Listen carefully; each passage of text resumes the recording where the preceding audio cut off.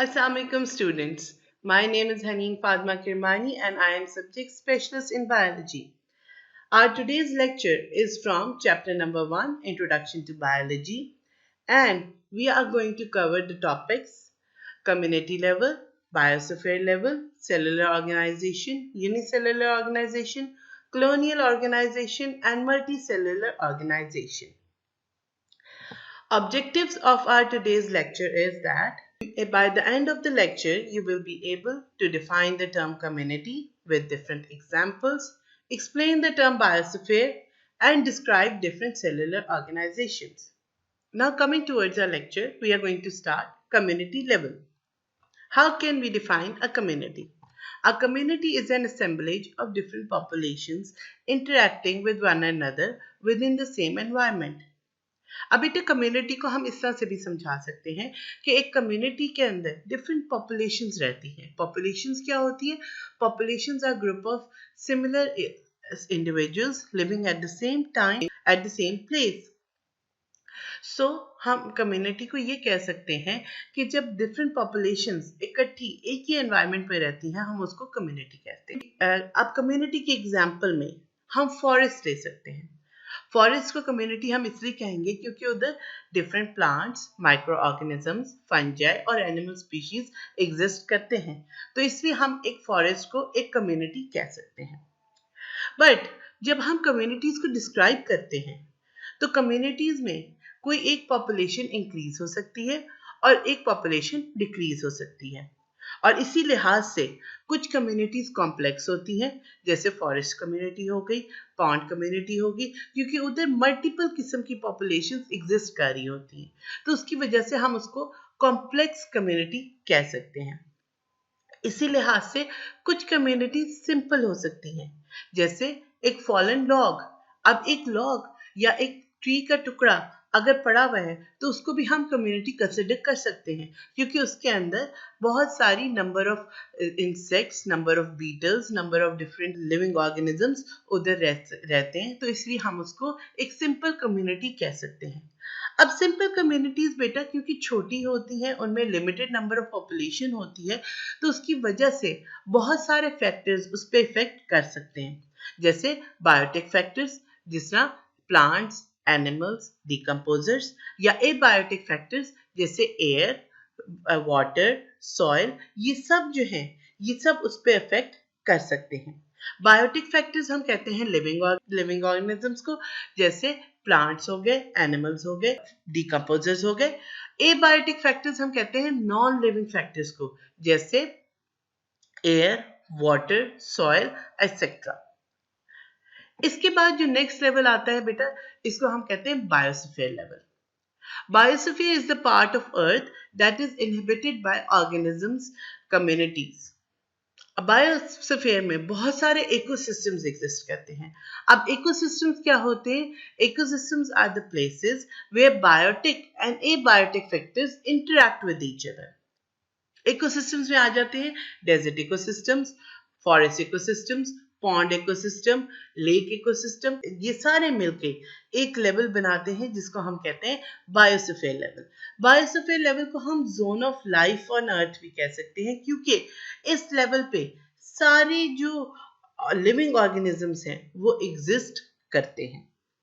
अब बेटा हम आते हैं अपने नेक्स्ट टॉपिक की तरफ, दैट इज सेलुलर ऑर्गेनाइजेशंस. अगर हम सेलुलर ऑर्गेनाइजेशंस की बात करें तो जितने भी ऑर्गेनिजम्स हैं वो 5 मेजर ग्रुप्स में डिवाइडेड है, that is prokaryotes, protist, fungi, plants and animals. अब इनके लिहाज से अगर ऑर्गेनिजम्स की सेल्स की बात करें तो ऑर्गेनिजम्स की सेल्स 2 बेसिक टाइप में डिवाइडेड है, that are prokaryotic cells and eukaryotic cells. Prokaryotic cells are those which do not contain nucleus and eukaryotic cells are those which do contain nucleus. इस लिहाज से हम सेल्स को different organisations में divide कर सकते हैं, unicellular, colonials and multicellular organisations. अब यूनिसेलुलर ऑर्गेनिजम्स की अगर बात करें तो unicellular organisms are those which are composed of only one cell. Means कि इनकी जितनी भी लाइफ एक्टिविटीज होती हैं वो इनका अपना एक सेल ही कैरी आउट करता है. इनकी कॉमन एग्जांपल्स हैं एमीबा, पेरिमीशियम एंड यूग्लिना। अब हम बात करते हैं colonial type of organization की। In colonial type of cellular organization, many unicellular organisms live together but do not have any division of labor among them. Means कि इनका एक सेल जो है वो यूनिसेलुलर ऑर्गेनिज्म के तौर पर एक्ट करता है, बट ये सारे सेल्स एक कॉलोनी में इकट्ठे एग्जिस्ट करते हैं। मींस कि इनकी जो वाइटल रिक्वायरमेंट्स हैं वो सारी दूसरे सेल्स पे डिपेंड नहीं करती। इनका अपना सेल इनकी सारी वाइटल रिक्वायरमेंट्स पूरी करता है, बट ये सारे के सारे यूनिसेलुलर ऑर्गेनिजम्स एक कॉलोनी में रहते हैं। Volvox is a green algae found in water and it shows colonial organization. Hundreds of Volvox cells makes a colony. आपके सामने स्क्रीन पे अगर आप ये देखें तो ये जो है ये एक यूनिसेलुलर ऑर्गेनिज्म है और ये सारे ये मिलके अपनी एक पूरी कॉलोनी बनाते हैं। हमारे पास नेक्स्ट है multicellular level. In multicellular organization, cells are organized in the form of tissues, organs and organ systems. जिस तरह आपको अगर याद हो तो हमने पढ़ा था when different cells perform same functions they form tissues, and when different tissues perform same functions they form organs, and when all these organs perform functions in a coordinated form they form organ systems. तो इसी लिहाज से जो multicellular organisations होती हैं उनमें जो organism है it consist of trillions of cells and these cells form tissues and then organs and organ systems. इनकी कॉमन एग्जांपल है फ्रॉग एंड मस्टर्ड प्लांट।